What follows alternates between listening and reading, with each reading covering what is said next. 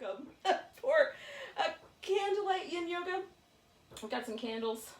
I've got the fake fireplace. I might get out some fairy lights in a second. But in any case, what I have is I've got a mat and I've got a pillow. You could use two if you have little short pillows. Mine is kind of big. And I also have a blanket.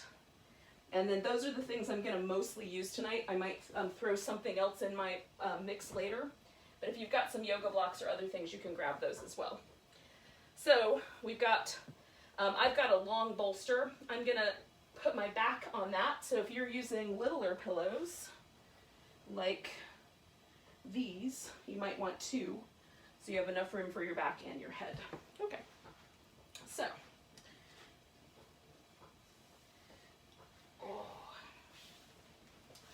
We're going to begin with a reclining butterfly. So this is going to go under my back, and I'm going to put a blanket under my knees. So I'm going to lie down. I'm going to organize this so that the bottom of the pillow comes to about the bottom of my rib cage. And if you like yours down really close to your sacrum or even under the back of your pelvis, you can try it that way instead. And then with the legs, we're going to put the feet together and drop the knees open. So if you have a mind to do it, you can take either a couple blocks or a couple pillows or a rolled up blanket and put that in underneath so that there's a little bit of support for your bones so it's not quite as spicy on your inner thighs. We're going with Yin Yoga. It's a little different than restorative yoga. And with Yin Yoga, we're going for a little bit of sensation. We just don't want it to be so intense that it feels dangerous or the body fights. So if your body is tensing up because it's too much, then that's not going to be productive, right on? So we're going for like, yeah, I feel a stretch. With restorative yoga, all we're really going for is, can I just relax, right? With Yin, we're going for this like, yeah, I feel a little sensation. And it could be that it's all, everybody's going to experience it in the same place, or it could be that you experience it somewhere else.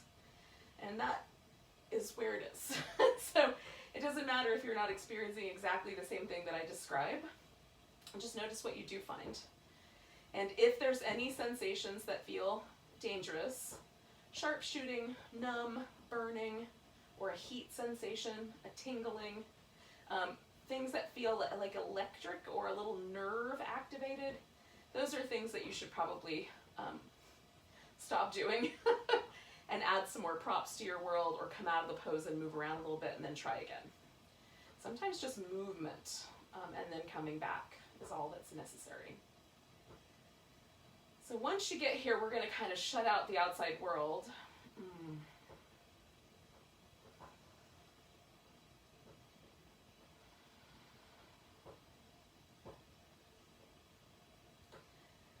Let yourself, like, maybe I've had threads in a million different directions today, mental threads. And so just kind of snipping off the excess and letting myself come back home to the breath and to the pose.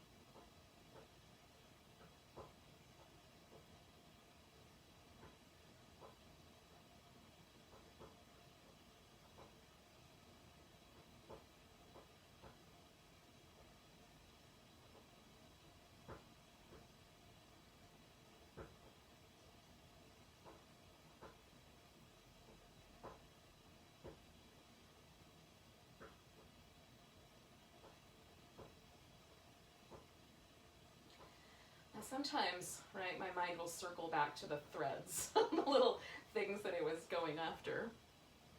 We're going to stay for about another minute. And so if you can, like if you found your mind going back to some of its little old patterns, just bring it on back and try to really focus on allowing the breath to be such that, and you can choose a breath technique, or you can just allow your breath to be sort of deeper than normal, but mostly normal, right? Just a little bit more conscious. Which I find as soon as I notice my breath, it just automatically gets a little deeper than normal.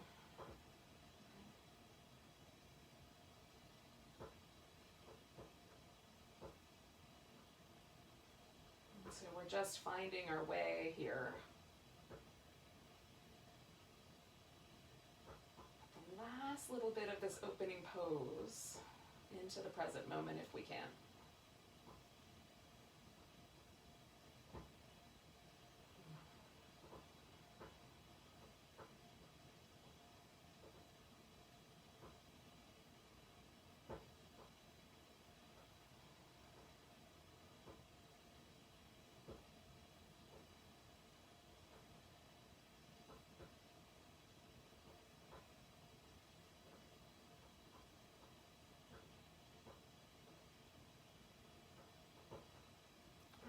So we're going to take a nice big inhale. And then with your exhale, go ahead and start with your knees or your legs. You can bring the knees together with the feet resting on the floor, which is what I did, or you can just straighten your legs out. And then just pause for a moment. Now you can let the legs get all the way straight. You can do little windshield wiper moves. You can bring the knees into your chest if you like. Kind of do a little bit of movement both straight and with the knees bent.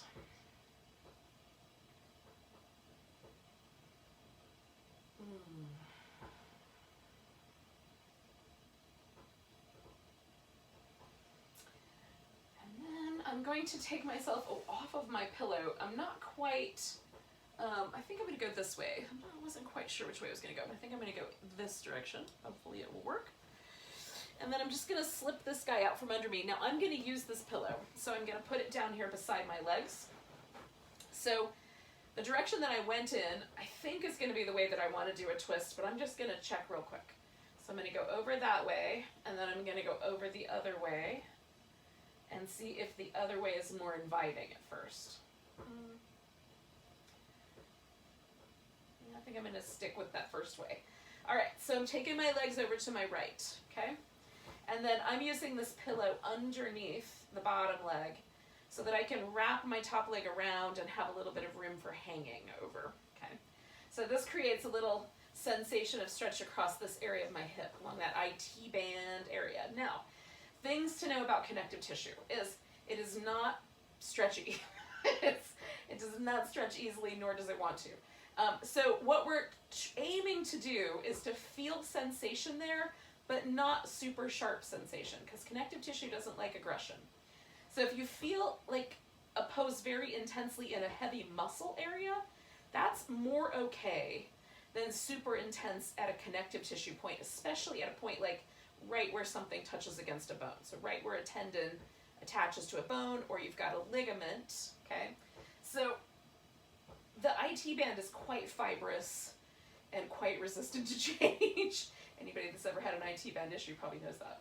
But in any case, what we can do is we can kind of work with the muscle in this area that and the fascia that wraps around that muscle, most importantly, that in order to kind of make a change here that's not too spicy. So get yourself into position, and then you can kind of, stretch upwards through the arm to create more length here, or you might want more of a chest stretch. So you go out to the side. If this area has been a little bit recalcitrant, or you've been leaning over a computer all day, this might be nice. I'm going to turn my head this way and see how I like it. And then I'm going to try the other way. Ooh, that might be really sharp in the mic. But I like it better this way. So I'm turning away from the microphone, away from my outstretched arm, and towards the direction where my knees are positioned. And then I'm just going to see, is there any more little spaces I can find, or anything else that I need to adjust to rest here comfortably. Oh. Okay. So sometimes it's really nice also to put something soft underneath your shoulders or your head, just to give yourself a little bit more kindness. All right, and then what you're going to do is hang out here because we're going to stay for a couple more minutes. Ooh. Now, you can adjust the legs, you can adjust the arms at any point while you're hanging out in the twist.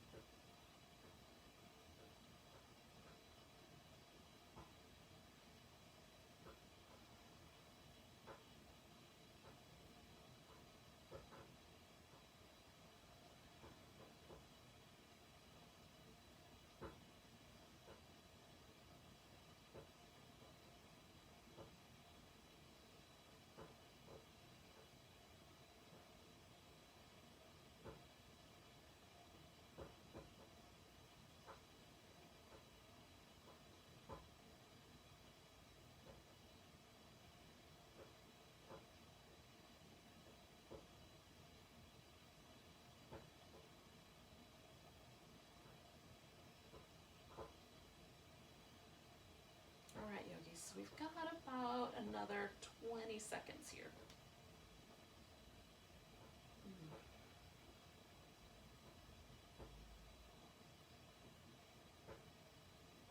Taking nice deep breaths. So take a big inhale, and then we're going to take that top leg and we're going to float it back. Oh, and then let the bottom follow, and then you might want to do some movement. So I'm going to set the pillow off to the side. I'm going to move my legs a little bit. I'm going to move my arm a little bit. Get a good stretch.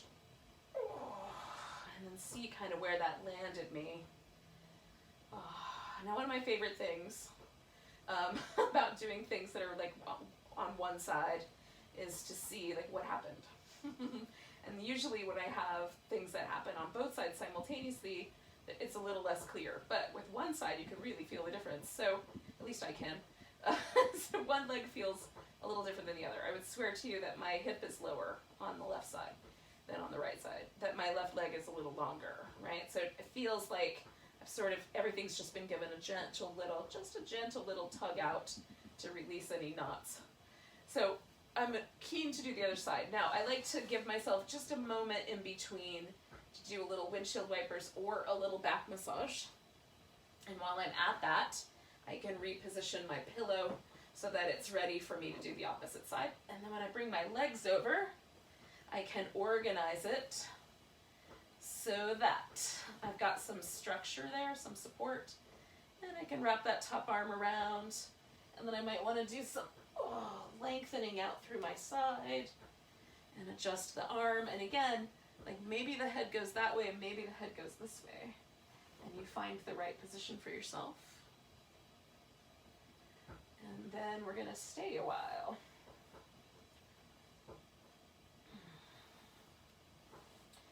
I've noticed for myself anyway that on one side I definitely, the structure, the support has to be different than on the other side. It's very interesting to me why it's so different. So it takes me a little bit longer sometimes to get it just right. Take the time to make it just right. It's worth it.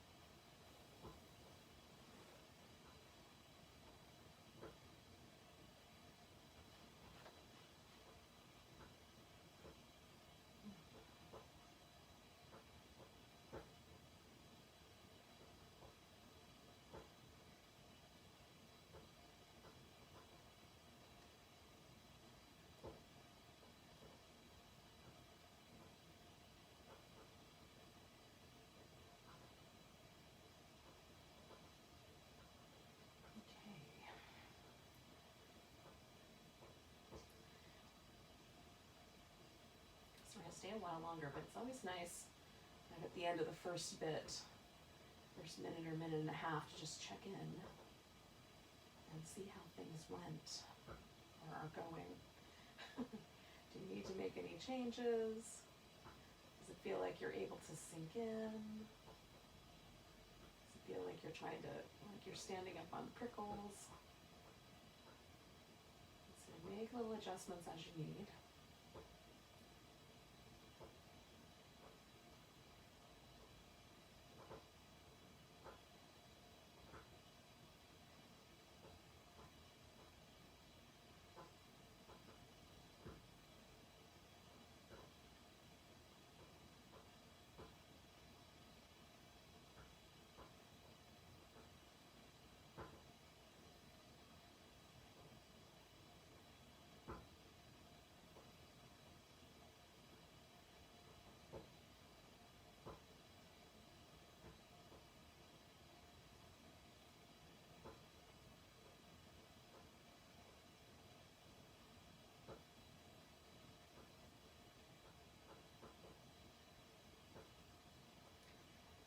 And yogis, we've got just a few more breaths here.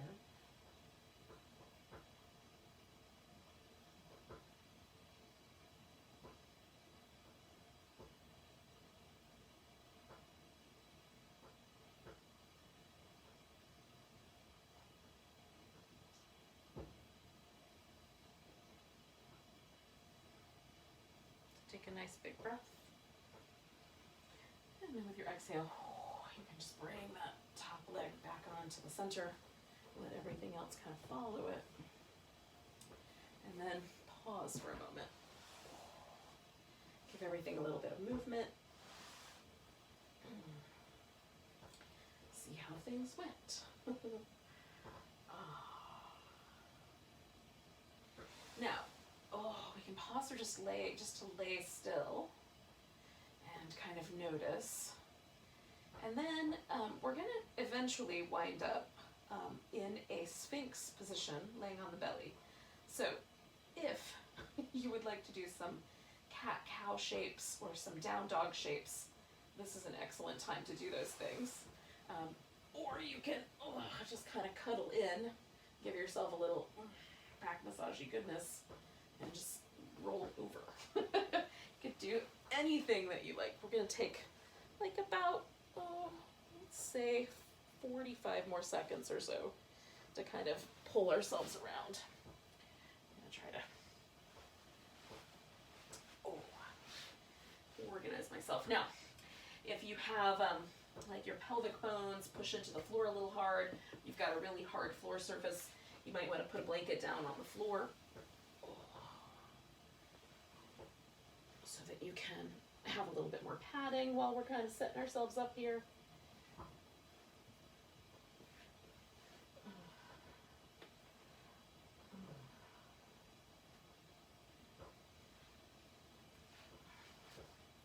Okay, so I'm going to introduce you to three layers or possibilities for the Sphinx. The first one is the Sphinx itself, and that is elbows, like you're on your elbows, and the legs are stretched out behind you, and mostly we're relaxed in the legs. So unlike a cobra where we really engage all the muscles in the back body, we're mostly going to let that all get relaxed.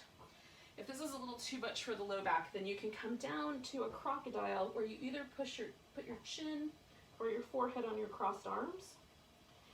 If you want a little bit bigger shape, you can come up to your hands and do a seal, okay?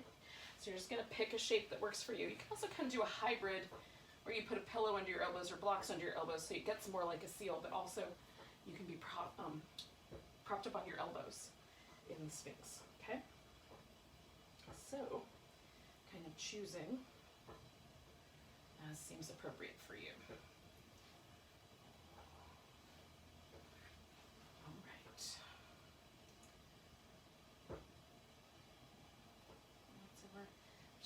Things that happen with this pose. So one is the low back gets some compression, and there's some interesting notions out there that a little bit of compression on the bone like this, done in a really gentle way, not too intense, can stimulate bone growth in that area. So the problem problem is that there are discs in between those bones.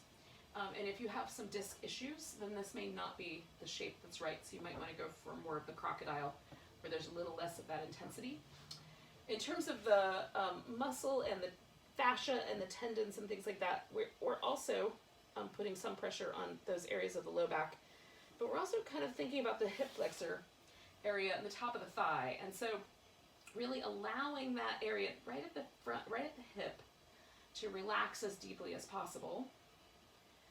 And sort of gravity is kind of pulling us in that direction, kind of releasing some of those muscles, which is why sometimes you'll find your glutes firing up, because the glutes are the antagonists to the hip flexors. And so they help. When the glute fires, the hip flexor releases, right? So I'm just noticing, because mostly we're trying to lean into this idea of gravity doing more of that work than the fired up muscle.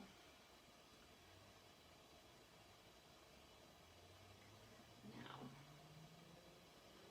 we're going to stay with this guy for about another 2.5 minutes. And along the way, you can change it up for sure. Do the different versions.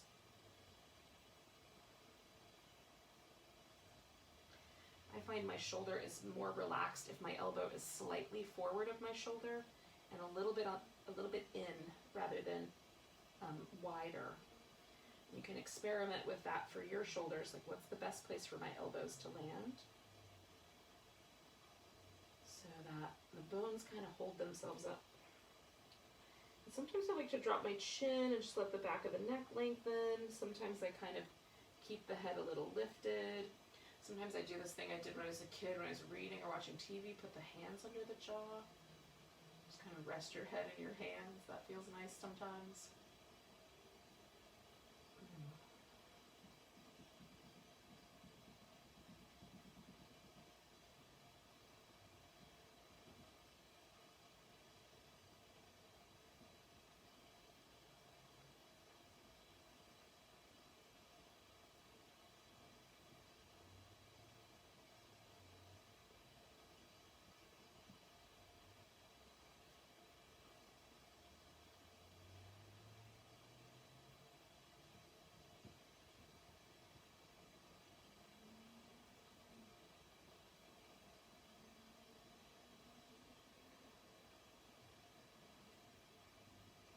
So I've got about 45 more seconds here. Just breathing and relaxing. Noticing if your glutes are all excited.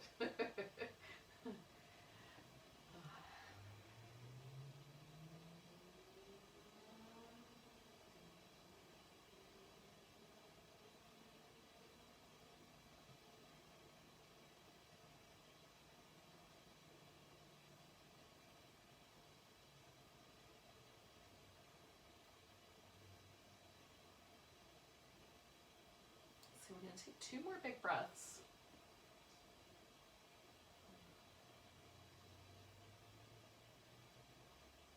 Now we're going to go back into a wide knee child's pose, and that's the beginning point. And then there might be other possibilities as well. So starting by just coming backwards and taking the knees out fairly wide and letting the hips slide back as far as they'll go.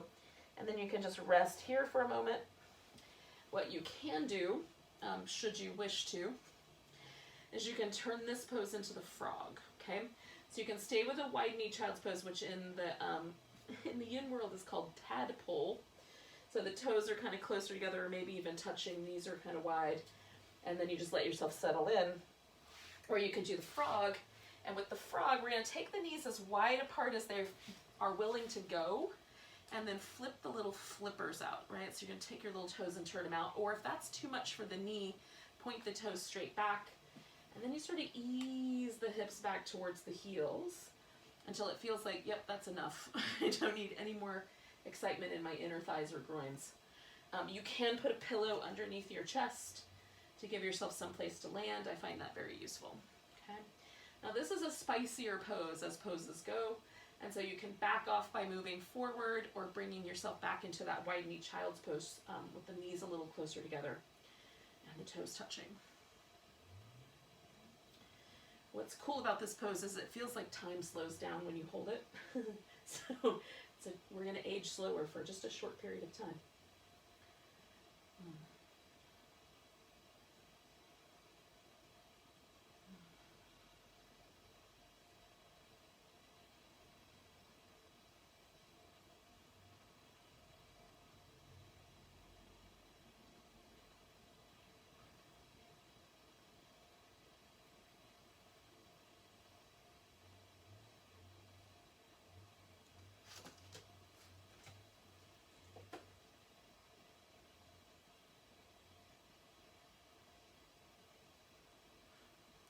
My fuzzy coworkers are waking up, so we might get some interesting interference.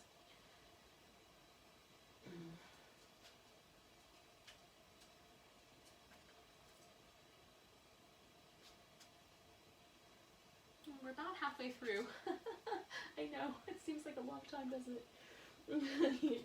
You can do it, yogis. Just breathe. Come out of it if you need to.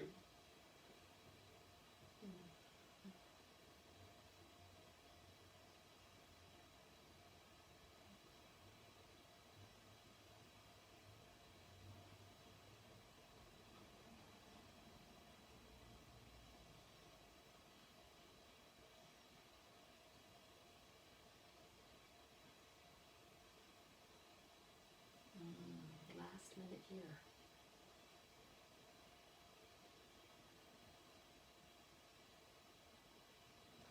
Feels like things are finally starting to get close to relaxing for me. It sometimes takes like a full 3 minutes of a pose to really start to feel like, oh yeah, okay. Okay, things are gonna like get a little nicer, a little bit friendlier. That's why I like to stay sometimes for longer, because that kind of magical period happens at the end of that time. But for this pose, because it's so spicy and so, it's in such a tender area, I like to keep this one a little bit closer to 3 minutes. So we've got just a wee bit longer, a few more breaths. Let's take nice big ones. Now there's a couple ways to get out of here, okay? Take a big inhale. And one way is, for some people, going forward and laying on the belly is good. And then for others of us, going forward a little bit and then tucking the toes under and lifting each knee and bringing the knees back is going to be better, because it connects the muscle and gives us a little bit of a kind of structured end to that pose, as opposed to kind of a falling out of it. And so if you did one way and you really didn't like it, you can try the other way next time and see if a different way works better. And for me, just kind of doing some little cat-cows or even downward dog sometimes feels really great after that pose. So you can do some downward dog if you like. Ooh, ooh, ooh, that one's a spicy one. All right, yogis, we're going to come to a seated position, potentially. You might change this up in a second, so I'm going to give you a couple options. But let's start, when you're ready, with a seated position. Oh, I'm just going to give myself a little rinse out here, because that can be intense. All right, alrighty. Gathering my courage. We can make this happen. All right, so we're going to do either a square pose or a shoelace, or if none of those are going to work for you and you would rather do these on your back, you can do that. Or, sorry about the mic noise, you can do this pose as a swan pose instead, okay? So if you want to do the swan, which is, you might know as pigeon, you can have one leg forward, one leg straight back, and come into that version, or you can do this version. So I'm going to take a square pose, which is where you put one shin on top of the other, okay? You can start with either leg. Now, for me, this is relatively comfortable. For some people, it's better to have the knees on top of each other, so that this makes a square, hence the name. The other shape makes a triangle where the knees stack up, and if you look down, you see a triangle with your knees at the apex, right? So that is another possibility. You can also do it this way, which is my preference, is put something up in front, a pillow or a block, and let your leg kind of come out, and it can go way out in front like that, right? And go way out there, so that the angles are a little bit more appropriate for your knees. So you just kind of find like I like it this way because then this bony part of my ankle isn't pushing into the super tender connection point right here at my inner thigh and knee. Okay. So then some people can fold forward here, and I've even seen people lay their elbows on the ground in front of them. For me, just a tiny little bit forward is all that's necessary to feel something here. If there's any tenderness in your knee, sometimes this, like not having support here, causes the knee to collapse. So what you can do is use something to support both of these two bones, the femur bone and the two lower leg bones working as a unit. Okay, so then supporting both those halves, then the knee doesn't get that kind of bowing sensation, right? So any pain that's in the side of the knee on either end is tricky, because that's the area where there's both a meniscus, which is the little kind of cup of connective tissue that helps support the joint, and then also the cruciate ligaments, which give the knee stability when it kind of gets wobbled side to side, when the lower leg gets wobbled side to side. So we don't really want to mess with that. Knee stability is important. And generally not one of the things that people complain about. Gosh, if only my knees were looser. So, it's like, yes, we might feel that way about our hamstrings, but rarely do we feel that way about our knees. And so just taking a moment here to notice, because we've been here for a minute, so it's a good time to check in and see, am I in a good position? Can I relax? That sort of jazz.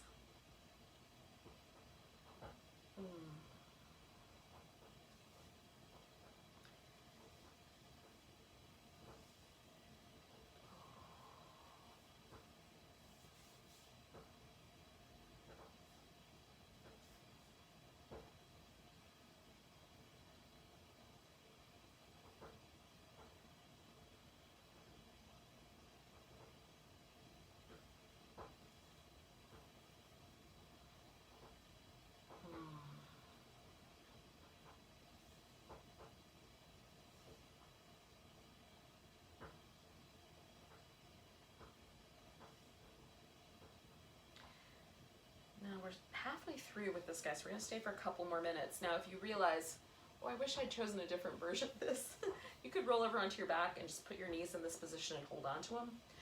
Or you can do, if you're in the swan or you're in this pose or some other version and you want to change to one of the other ones, you can. They're not exactly equivalent, but they're close enough for the purposes of what I'm up to tonight, which is to give us like a little bit of liver and a little bit of gallbladder. The areas of the body where in Chinese medicine, the liver and the gallbladder are companions, they're paired. So all organs have like a companion, so they work together. And the liver and the gallbladder are responsible, in collection, are responsible for our feelings of either contentment and kind of a general sense of well-being and peacefulness, or a sense of grouchiness, anger, irritation, uncomfortable, just in general, just recalcitrant, curmudgeonly. So the idea being that if we kind of work with these, that maybe at the end of this practice, if we were the latter, we'll become the former. Keep your fingers crossed, yogis. So we're hanging out. We got about 30 more seconds here.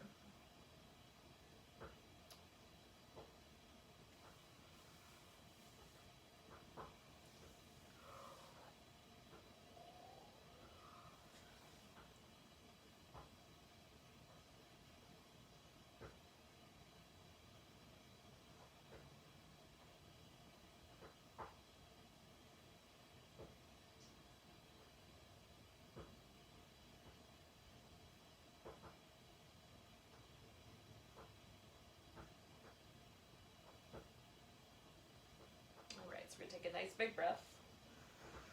And then lift up and let yourself kind of come away. Let yourself unwind. And then see kind of where that takes you. So again, noticing like you might be laying on your back, or you might be sitting, or you might be kind of halfway between those two. And just kind of noticing, like the left side, the right side, is there a difference between the two? Now, the leg that you either had on top or bent, or closest to your chest, given the circumstances of what you just did, that leg is going to come into the deer pose. So this was my leg that was on top, so I'm going to swing that guy around behind me, okay? And then this other leg is up front. All right. Now, the tendency here is for me to want to lean this way, because this is an internal rotation a little bit of my hip right here, which is unusual. So I don't want to lean. I'm going to try to stay more upright than lean. And what I've done is I've got a 90-degree angle at each leg, and they're about 90 degrees apart. So I'm just going to use some props here to give myself a place to land. Now, what you can also do is you can put your elbows on the floor in front and turn this more into kind of a swan deer hybrid. I don't know what you would call that creature, but I'm sure it will be fun to do. And so it's your pose, so do it your way, but keeping this kind of relationship with the legs where they're 90 degrees apart. We've got this kind of slight internal rotation here at this hip.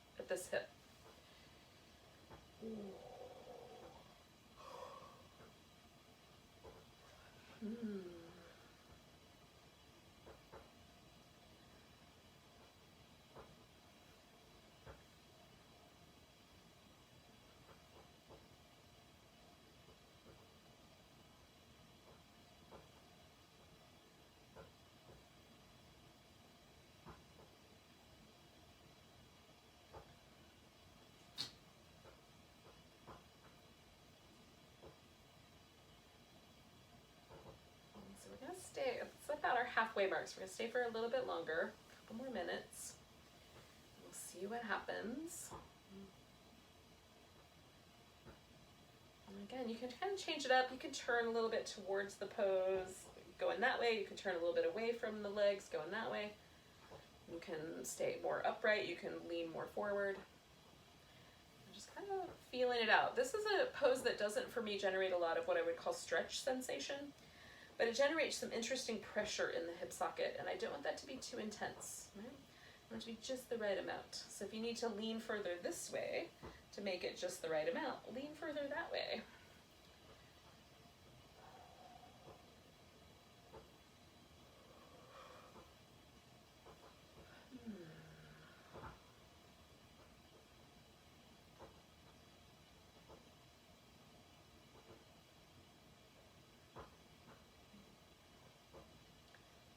Letting ourselves sort of unwind the hips and unwind our mind. So we create a little bit of kind of a sense of that sort of contentment or peacefulness as a result. Maybe the acupuncture meridians help. Maybe it was all just the breathing and the pose, or maybe just the breathing, who knows? All right, yogis, we're in our last 30 seconds here. If it's just become a point where you're thinking, yeah, it's time for me to be done, that's okay. Come out a little early. Just give yourself that little extra 30 seconds of movement.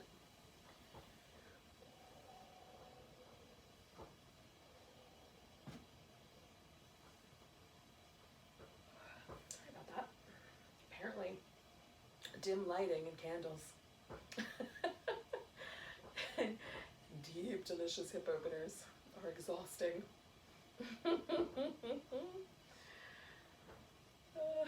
So we're going to take a really big breath and let it go with a big deep sigh. Now we're going to lean all the way out, away from the leg that's behind us, like all the way to the front leg side, and then you're going to unwind that back leg and just bring it back around. Oh, and I like to do this little kind of just jostly movement right there in the hip.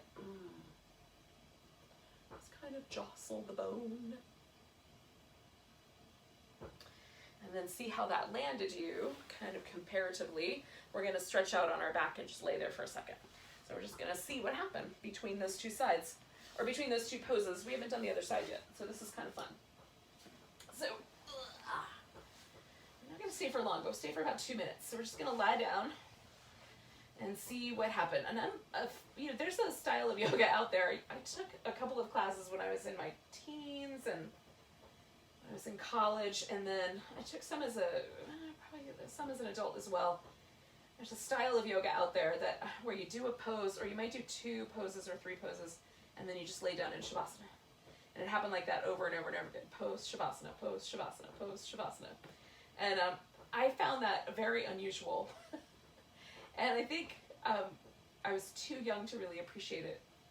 Appreciate all the subtle differences. I really didn't notice that. It was just felt like, oh, we're getting up and down, up and down, up and down. But now I kind of have an appreciation for why they would do it that way. And having an opportunity to kind of feel like, does the left hemisphere of my body feel the same as the right hemisphere? Right? I did slightly different things with each of those hips, legs, that part of my spine.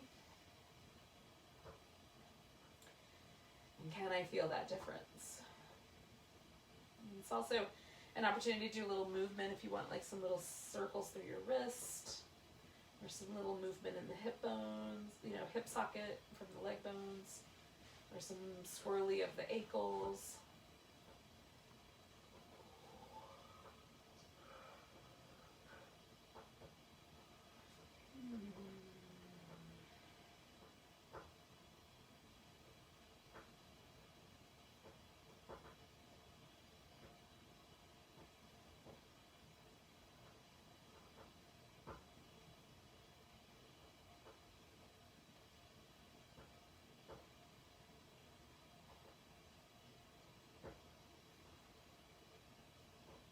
So we got 30 seconds, yogis. And I've noticed that kind of everything starts to get a little fuzzy around the 2nd or 3rd minute if I do 3. Everything just feels like it sort of evens out, or just changes slightly, softens.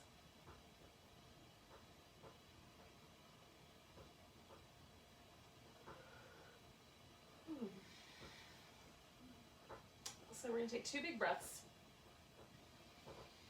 I'm going to kind of stretch into those breaths, and then exhale. I'm going to get a little softer, and then inhale. And exhale. We're going to bring ourselves back to that seated position, but nobody's going to stop you from giving yourself a back massage on the way.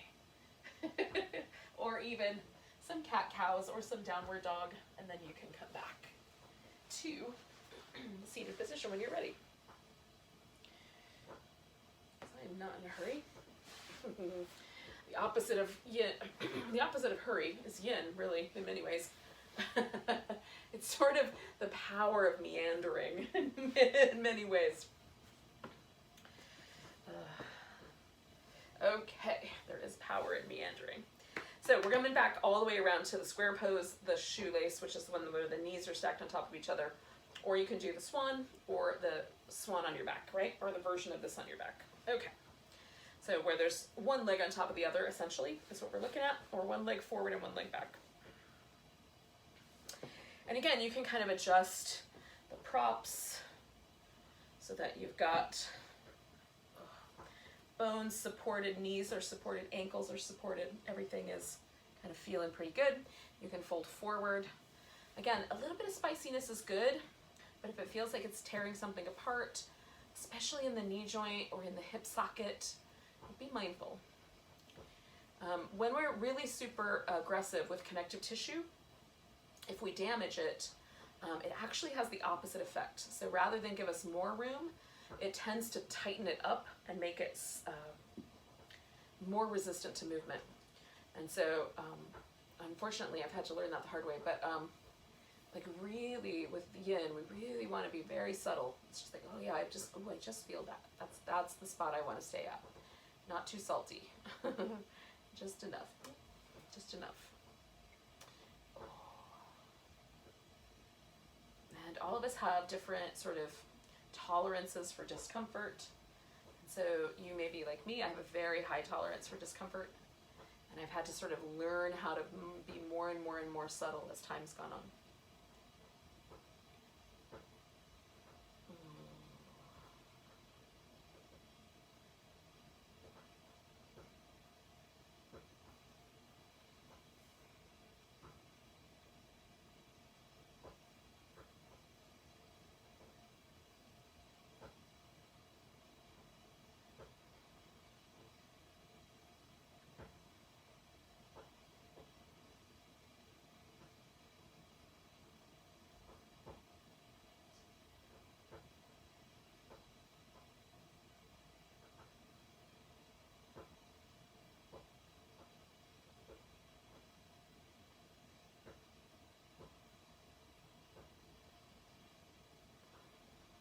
So we're at this kind of halfway mark, which is a good time to check in and see, how am I doing with my pose? Do I want to shift it, change it, come out of it for a little bit and come back in?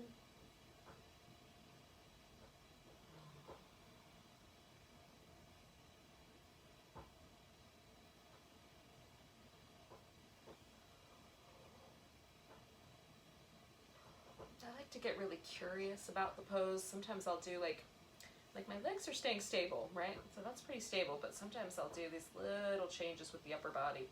Like maybe lean over one way for a little bit, or lean over the other way a little bit, or just kind of side stretch out a little. So those are ways that you can play with the pose without leaving it, right? You can just get really curious about what's happening. And sometimes I find like little places in my low back or in my shoulder that might feel like they need just a little bit more attention.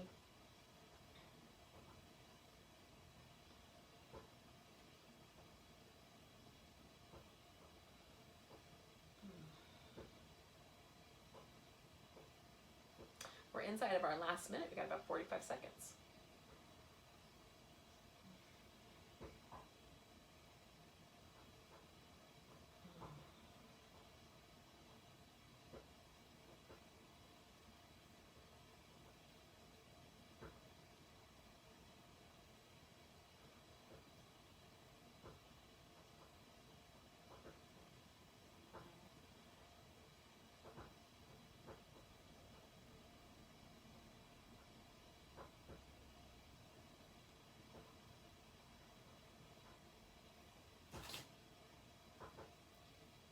So we're going to take a really big breath.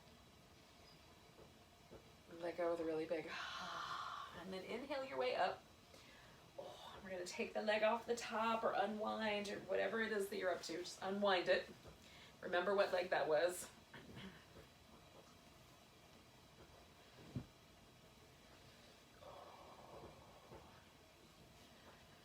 Okay, because that leg is coming around for our deer pose. And again, you might decide that you want to do, add a little bit more support under you, or you might decide you want to lean forward, so you might put some props up that way. I'm going to put the props on the side over here, so I can just kind of have an armrest. We've got 90 degrees up between the two thighs about. No one's getting out a protractor. And we've got about 90 degrees at each knee joint. Okay, so that's kind of just the general ballpark. We'll hang here for a bit. About the same amount of time. Just kind of noticing this kind of outer hip, inner hip relationship. Right? When we internally rotate this thigh a little bit, how does that impact the kind of overall experience? And for me, again, it's like more a sort of pose of sort of interesting pressure as opposed to a really super spicy, stretchy pose. Hello, sweetie pie.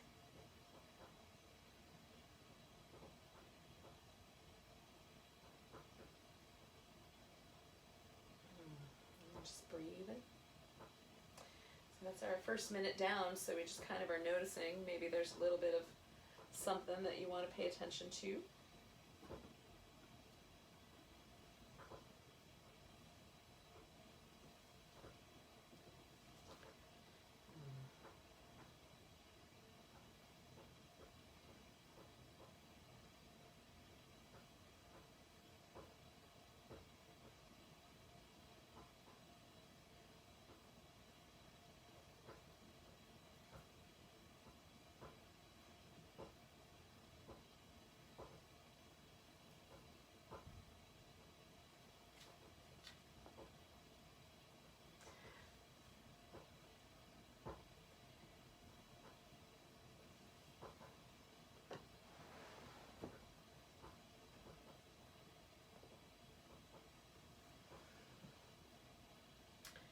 Maybe your furry coworkers have joined you for some after work activities.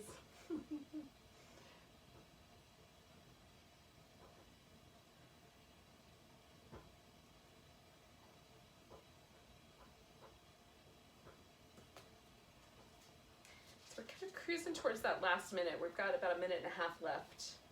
And just, again, it's just a chance to kind of check in, give yourself a moment to sort of settle in. You might add just a little bit of a twist to this or a little bit of a change up, because it might be fun to change it a little. You might be kind of finally nestling into the position that you're in. You're going to stay put for a bit.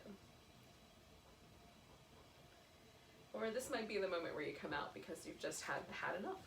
And that's okay too. And so we're here in this last minute now.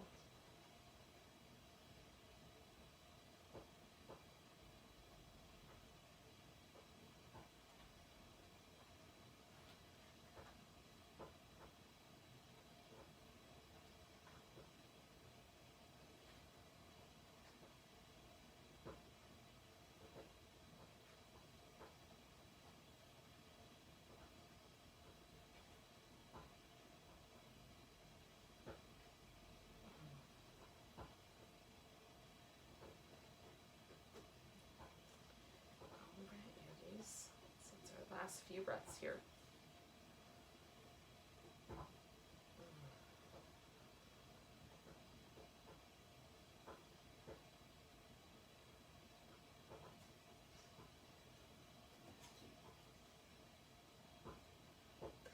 Take a nice big inhale. Let go with a really big and then we're going to lean this direction away from the back leg, right? Front leg hip direction, and then we're going to bring that back leg around nice and easy. And then pause for a moment, give everything a jiggle.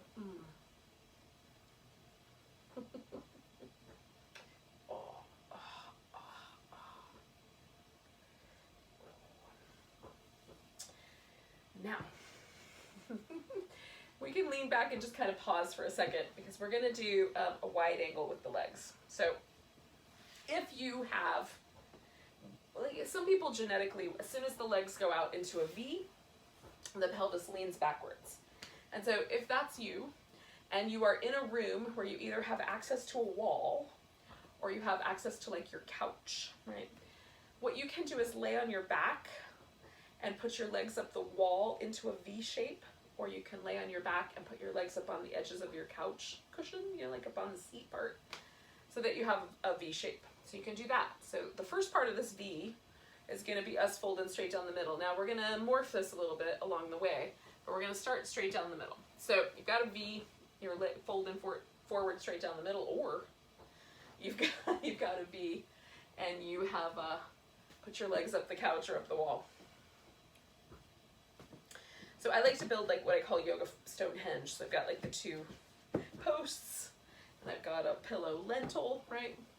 And then that gives me a little place to lean. So I can fold forward and also just chillax a little, just relax a little bit, y'all. Now a little blanket under my knees I'm gonna get to in a second because I tend to hyperextend my knees. So I'm gonna spend this first minute like this, and then I'm gonna add a little more support because I know the first minute's all I'm gonna want on the back of my knees. Ooh.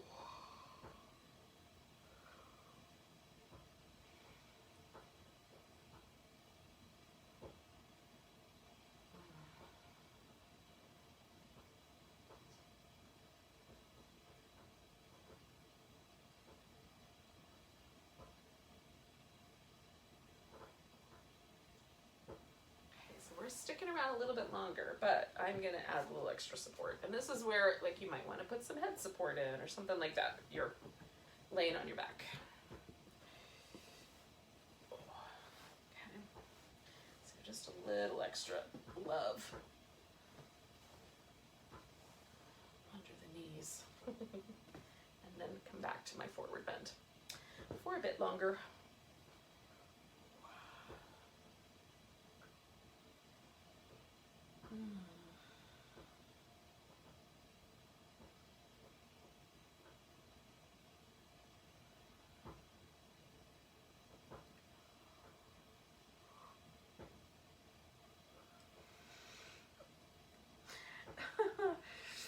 Oh goodness. So we're going to stay as a collective for one more minute. You could, of course, choose not to operate as the collective and do your own thing, which is also fine.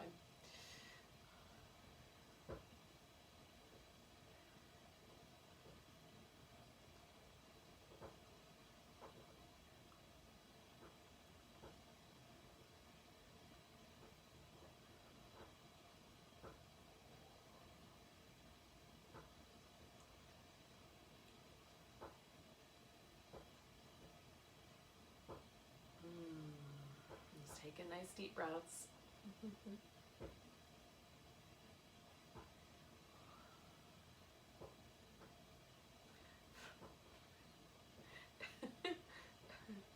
Trying to do the yoga, but I've got this hair tickling my face, so now, so good job. Now I'm gonna move the hair out of the way, and then I can come back to being present for my breath and the pose itself. All right, so here's where things are gonna shift a little bit. So I'm gonna take this and turn it into a side bend, and we're gonna do a minute on one side and then a minute on the other side. Now, if you're laying on your back, you're just gonna kind of side bend yourself like a half of a banana, right? Just the upper part of you just kind of side bends a little bit and see how it works. You might not get a very big side bend before you really feel it, so just, you know, go slow. Now you can have your arm up over the head like this, or you can take your arm out of it if you want. Since it's only a minute, for me it feels okay to do this on my shoulder for a minute, and you can also like kind of prop your head up on your hand a little too, if you feel like your neck would be, that would be advisable for your neck.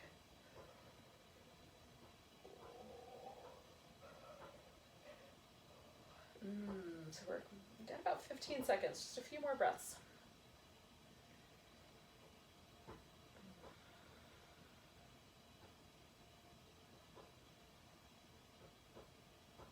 So we're going to take a nice big inhale, and then we're just going to come back away from that side bend, and we're not going to go right over to the other side yet. We're going to pause for about 30 seconds, just come back to the middle, see how things went, see if you can feel the difference between the two.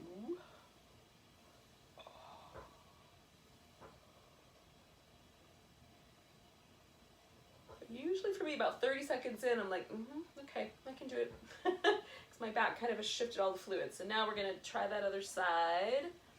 And again, we'll stay here for about a minute, and you might be laying on your back and you're just doing a little half a banana, which might be the perfect amount of banana, really. And again, there's an opportunity for you to do some head support, or for you to just let everything kind of hang out here. You can put your arm around or down beside you if you like. Choose your version.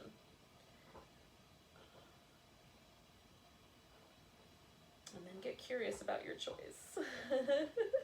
It's interesting.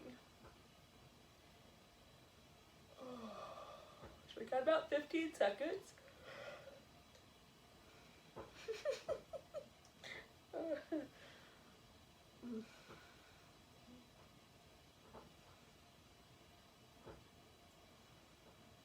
So we're going to take a nice big breath. Let go with a big deep. And then your next inhale is what takes you out of here. So inhale your way up. And then we'll pause for a second. Give everything a little bit of movement. And then once you kind of feel like your head, your spine, your neck, everything there is kind of back to neutral or pretty close, lean back, bend your knees, and then let your legs come back to the center. And if you're laying on your back, you're just going to bring your legs together, and then you can give yourself a little back massage.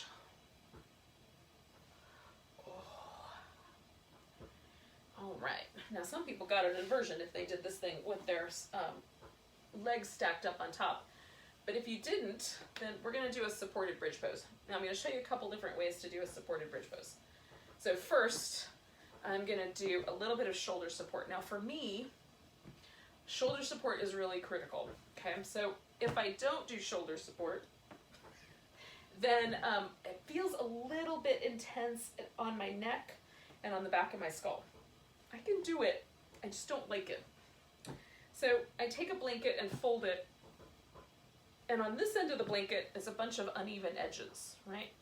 And on this end of the blanket is a nice even edge.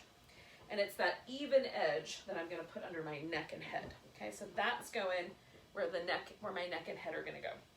Now you can do the supported bridge pose with the support of just a block or a pillow under your hips.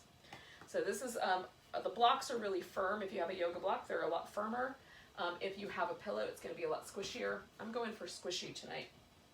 So, and it's gonna be really light. So what I'm gonna do with my pillow is I'm gonna put this, because I have a longer pillow, I'm gonna put this all the way down. My upper back is gonna rest on like my shoulder blades are gonna rest on the blanket, and then everything else, my back and my hips are gonna rest on this pillow, okay? So that's how I'm gonna set myself up, but you can set yourself up with just the block. So to do this, I've gotta get out of the way a little, and then I'm gonna put this down. And I'm just gonna put it so that the pillow and the blanket just jut right up against each other. And then I'm gonna get onto this pillow. Now, my head's going that way. So I'm gonna roll onto it. Okay, like that. And then I'm gonna scoot back. So I gotta come all the way back until my shoulder blades touch the floor. I'll try to keep my hair out of my armpits.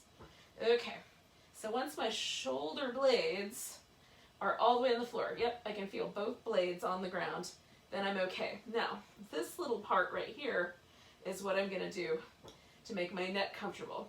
So I'm gonna take this little bit of blanket and I'm just gonna cup it underneath my neck a little so that it supports the curve of my neck and the back of my head just right. Now, you might not need that little extra cupping, that's fine too. So now my back and my hips are on this bolster, and I'm gonna straighten out my legs, because this isn't very high, it's not a very big bridge pose. If I have something that's taller, then your bridge pose might get a little bit bigger.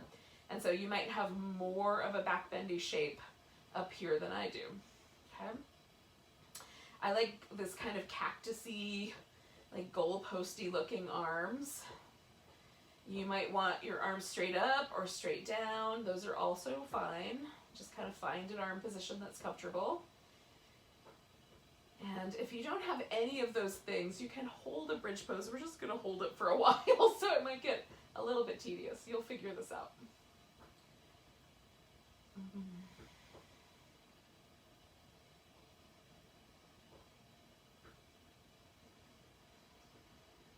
Now, the gallbladder meridian has some interesting pathway. So it comes up the side of the hip, kind of does this kind of interesting little dance along the side of the ribs, and then it comes and kind of wraps itself around the side of the skull. And so one of the things that we're trying to do with this support, right, is we're trying to create enough support that the sides of the skull, these muscles right here on the sides, actually let go and relax. And so we want to make sure the head is supported enough. There's enough softness. If you're fine on the floor, that's also fine. But if you find these muscles right in here tensing up, see if you can bring a little bit of a sense of kind of release to that area. I don't know if it'll help, but I don't think it'll hurt. So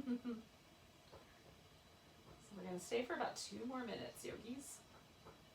Now, if your bridge is a little higher and it feels better to keep your feet on the ground, you can do it that way too. In fact, I'm going to do the second half just like that.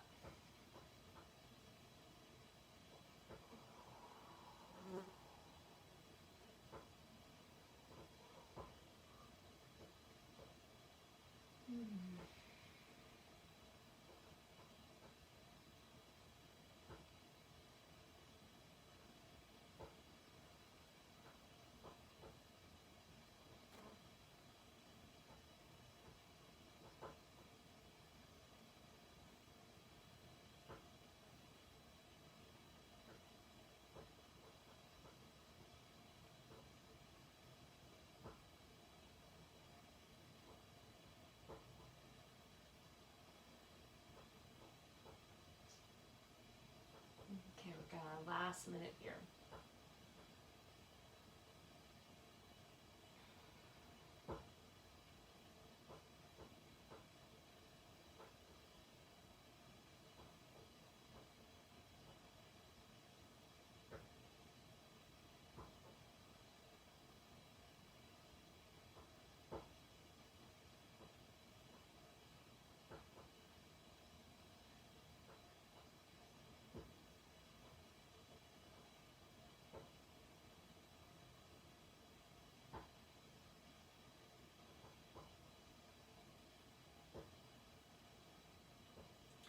Couple more big breaths, yogis.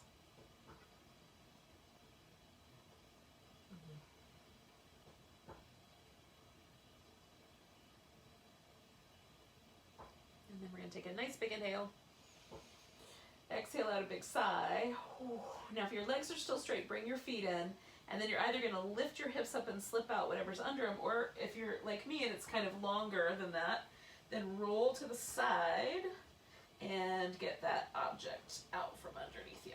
Now we're going to come back onto our backs because it's almost time for Shavasana. Not quite. We got one more pose.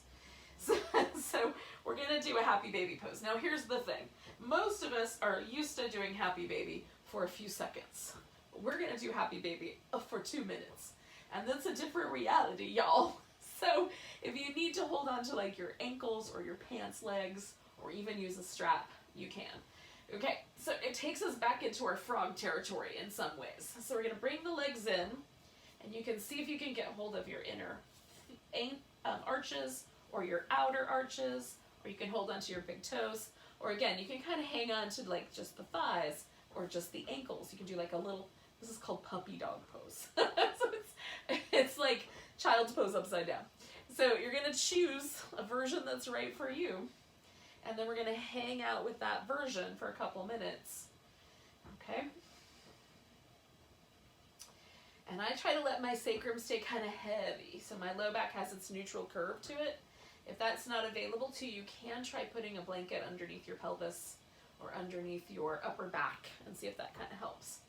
Sometimes it's one, sometimes it's the other. That's the helping version. Oh.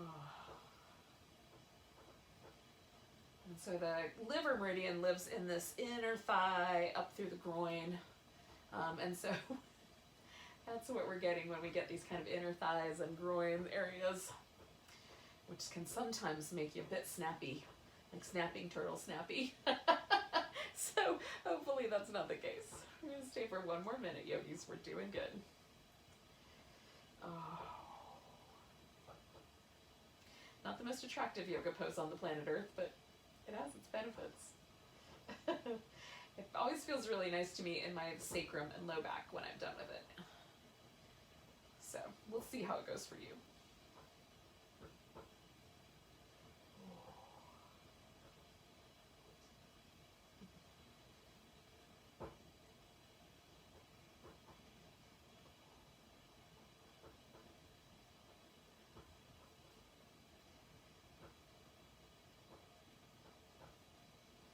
How you doing out there, yogis? Hopefully you're doing good.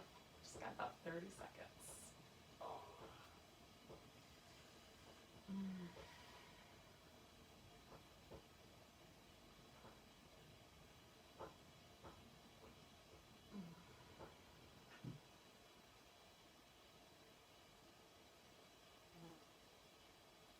Take a big breath. Let go with a big and you're going to gently release your legs and give yourself a chance to put those feet on the ground. Nice and easy now. Sometimes a little windshield wipers feels good. Like really let that leg drop inward. Let that leg drop inward. All right, yogis, this is where we're going to take ourselves into Shavasana. What? Yes. At least that's how I feel about Shavasana. I'm going to take my pillow and use that underneath my legs. So I'm going to put it, I like to start it right up against the edge of my thigh. And then I might decide it goes a little lower, but I like to start up high because it's easier to start high and push it down than it is to get it all the way hiked back up. So once you've kind of settled in with the right amount of support under your legs, if any, maybe you just let your legs stretch out, then pay some attention to this little area right here in the back of the skull. So again, there's some really interesting areas back here. So back in behind the ear on this ridge of bone is a really important area for the gallbladder meridian. And supporting this little ridge of bone with some softness often lets the nervous system relax a little bit better. And again, you don't want it to be so big that it makes your chin tuck into your chest. You just need the tiniest little whisper of support under your neck. And for me, it does take a second to like make just the right amount of wrinkling happen with a really big blanket like this, okay? Sometimes I find it easier with just the edge of my yoga mat. Okay, so you just want the tiniest little bit of support so that those little bones on the back of your skull have like a tiny little pillow to lay on. Just the tiniest little bit of support there. And then see if that helps. Now for me, it always works. Always works to calm everything down, make me feel a little more relaxed. And then we're going to let the whole body just kind of experience this shape, right? This like neutral shape of Shavasana in the same way that we did it earlier and at the beginning, kind of, to check in and see what happened. And this time we're using it not just to check in and see what happened, but also to kind of use as a transition space.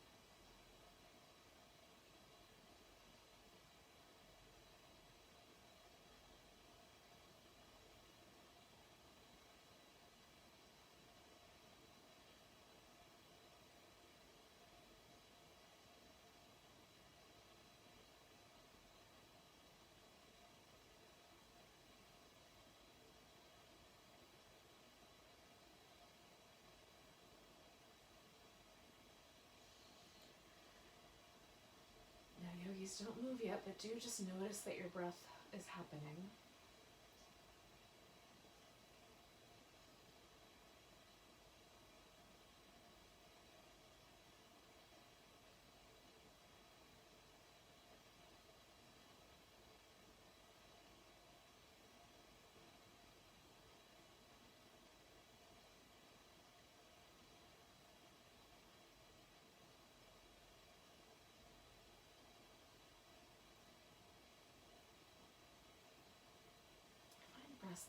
Just paying attention to the breath, really, really interesting.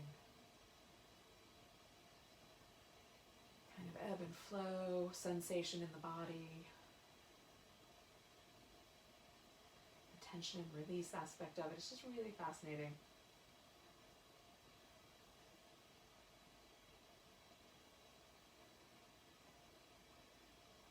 And it seems pretty precious. Take one more really big breath and let it go with a big ah. And give your fingers and toes a little wiggle, and that might be all that happens yet. And stretch them apart, little fingers and toes getting all the space they can get, and then wiggle them again. And stretch them apart, get all the space you can get, wiggle them again. And then do some little wrist and ankle movements, like little fluid, pedally, circular, whatever feels good. And then give your whole body a stretch in some fashion. And then I like to curl up in a ball and lay on my side for a little bit. So if you want to join me like that, you can do that. I like having that little transition zone before I sit all the way up.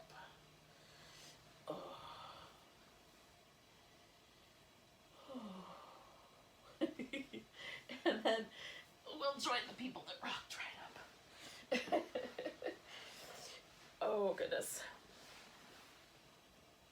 Well, yogis, thank you so much for coming into your living room or your space in your own home and trying out this little candle light, soft ring light, lava light yoga. So we're going to take a big breath together. Nice big inhale. Let go with a big sigh. And then enjoy the rest of your night. Namaste, beautiful yogi.